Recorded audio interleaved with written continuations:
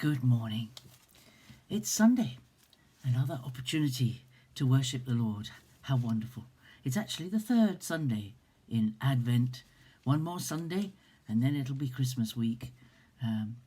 It's come on us very quickly, hasn't it? As all these days seem to do. They stretch out in front of us and we think, my goodness, it's a long time between now and Christmas, or whatever, now and the end of the year. And here it is, it's upon us almost. And I'm thinking just about some of the prophecies about Jesus in the Old Testament. And many of them are hidden in long passages about other things. And over time, the scholars and students of the Old Testament in the Jewish world came to recognize which of the verses seemed to indicate the Messiah, when the Messiah would come and where the Messiah would come and things that would happen to him.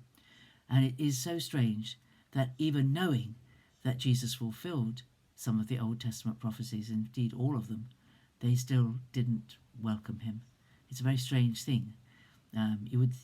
Maybe your thinking is, well, if I knew the Old Testament well before I came to faith, and I saw a verse, and then I heard about someone who did the very things prophesied in that verse, wouldn't I think that must be the Messiah? And if I go and hear him and he proves to be just as wonderful as everyone says, why would I turn away from him?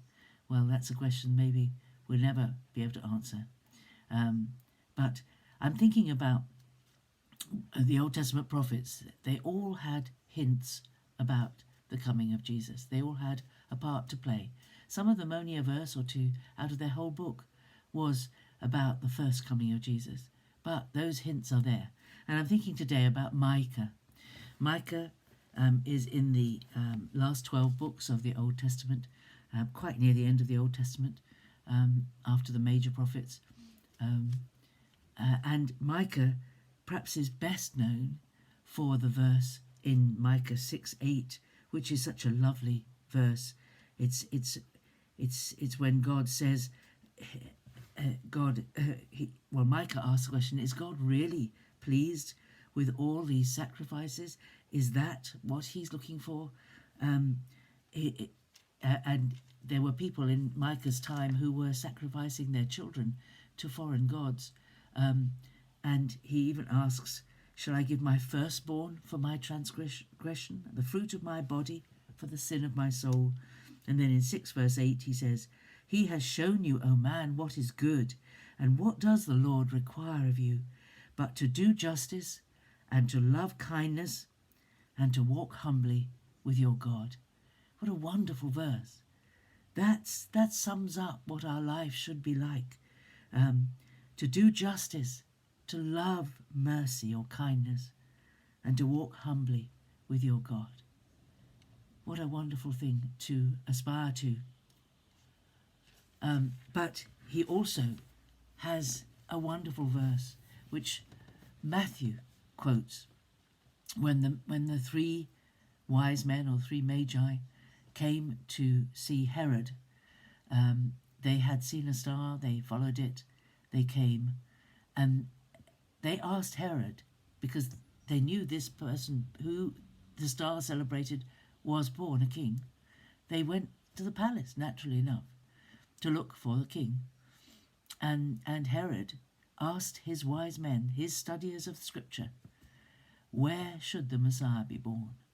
And they said, well, Micah says, but you, O Bethlehem Ephrathah, who are little among the clans of Judah, from you shall come forth for me one who is to be ruler in Israel, whose origin is from of old, from ancient days. And they knew that verse, right in the middle of the prophecies of Micah, it's Micah 5:2, was about the Messiah, because it was talking about one who would be of the clans of Judah, that is, he would be descended from King David, who was from the tribe of Judah, the kingly tribe. This person who came to be king, would be descended from David. It's here in this verse. But his origin is from of old. In other words, he didn't begin when he was born. He will not begin when he's born. He was from of old. He is eternal, from ancient days. He is God himself. Here is the promise. And these writers, these readers of this in Matthew's Gospel, report back to Herod and say, Micah says he'll be born in Bethlehem.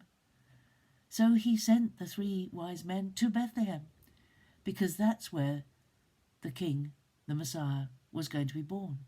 They knew that. But Herod's response to it was, I don't want a threat to my throne. I'm going to get rid of him. And although he said he was going to go and worship him, he intended to go and kill him. But they recognized this verse as referring to the place where Jesus would be born. Now, when you think about the events of Christmas, the first Christmas, Jesus should have been born in Nazareth, because that's where Mary and Joseph lived. That's where Mary had been brought up and lived. They had no reason to go to Bethlehem. No angel came to them to tell them to go to Bethlehem. How did it happen? God prompted the emperor on the throne. God prompted the emperor to call a census, to count the people in the provinces. And the census happened to take place when Jesus was due to be born. And the census required every man to take his family to his place of birth. And we know from that Joseph was born in Bethlehem, that Joseph came from Bethlehem. And he and his family went back to Bethlehem for the census. Another thought there of how God had foretold it, but he made it happen to fulfill the scriptures. It's a mystery. It's a mystery. God being eternal, being outside of time, being able to move, as it were, chess pieces around the board of life, to get people in the right place at the right time, and yet to allow every man and every woman to have complete free will and freedom of choice. It's a great, great mystery. The two things hang together. We are completely free to do what we want. But as Micah says in Micah 6:8, to walk humbly with your God. If we walk humbly with our God, we find ourselves directed where he wants us to go and where he wants us to be at any time in our lives. It's a great mystery. But how wonderful that Micah prophesied so clearly and specifically where Jesus was going to be born. And Jesus fulfilled the Old Testament scripture literally. Everything that was foretold about him was fulfilled. And Matthew is the great gospel to realize that.